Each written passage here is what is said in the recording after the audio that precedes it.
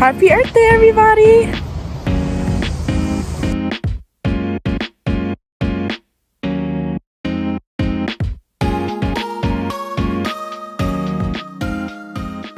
Hi, I'm Grace. Okay. I'm Gabby. I'm Jacob. I'm Abby. And I'm Vicky. Okay, hi, my name's Reagan. Okay. I'm Natalie.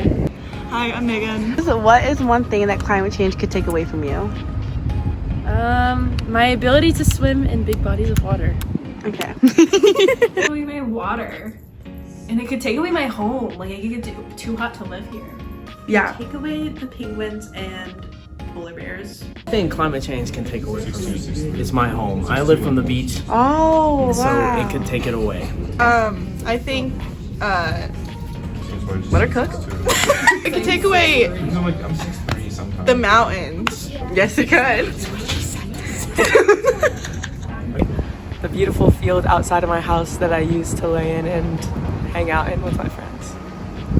My grandparents used to live like right by the bay in Maryland, and they had to move because it like kept flooding and we couldn't go there anymore. And also like, is this funny to you? Big things are kind of like easy access to food. I think we really take that for granted in terms of like, I've never grown my own food. I've always gone to the store and just like picked out whatever variety I want from kind of anywhere in the world. What we grow really depends on the climate in those areas, and if you kind of totally shift the climate and the water in that area as well based on rainfall, you're really going to see a change in the foods you can grow, how much you can grow, and kind of like the associated costs with them. What are 3 things you do weekly or daily that contribute to the prevention of climate change and you cannot say recycling? Thrifting. Okay. Yeah. I use biodegradable cat litter for the cat. Yay! Reusable straws. And I turn the sink off when I brush my teeth. Well, at my house back home in Maryland, we use fluorescent bulbs instead of regular bulbs. Like when I'm using like hot water to like shower or wash my hands, like I try to use a minimal amount. And also turning off the lights when I'm not using them. Okay. I carpool with my friends. I ride scooters instead of driving. Use paper straws. Very good. I take public transit to school. Shout out the Wolf Line. Oh my gosh, shout out to the Wolf Line. I walk to class, unlike scooters. And I use reusable bags at the grocery store. So here at State, I live on campus, so I walk everywhere. Another thing I do is a lot of the hair products that I use are by companies that are very sustainably focused, and that's something that I look for in kind of like the stuff that I regularly buy.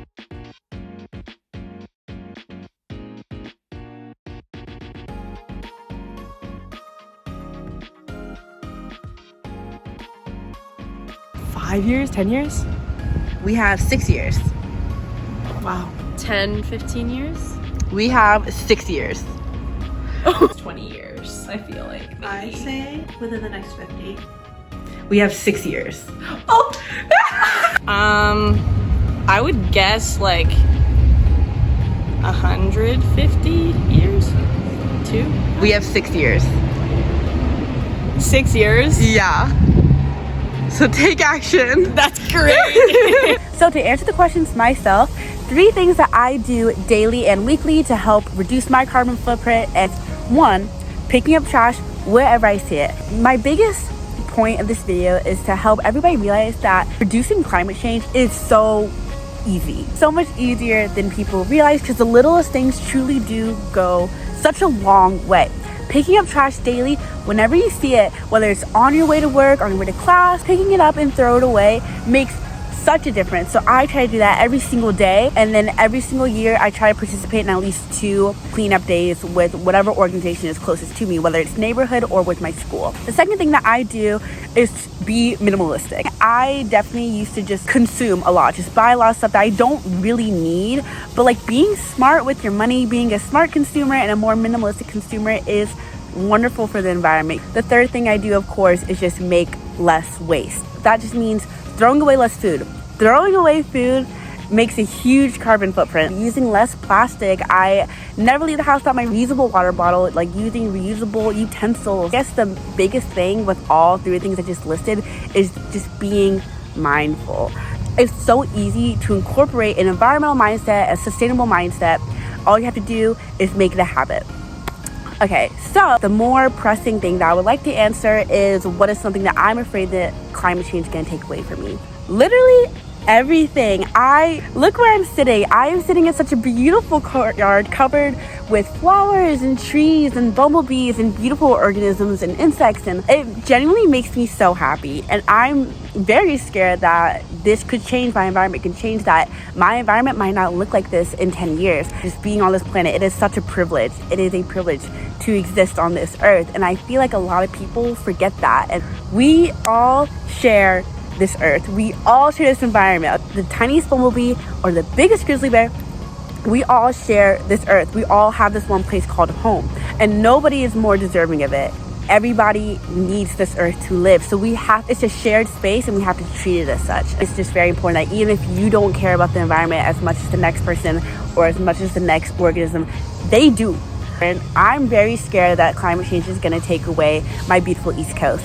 I'm from Portsmouth, Virginia. I grew up in North Carolina, and a big thing that has always kept my family together and has been very important to us is the beach. My dad loves the beach. My grandparents love the beach. I grew up on boats and on the water and just fishing.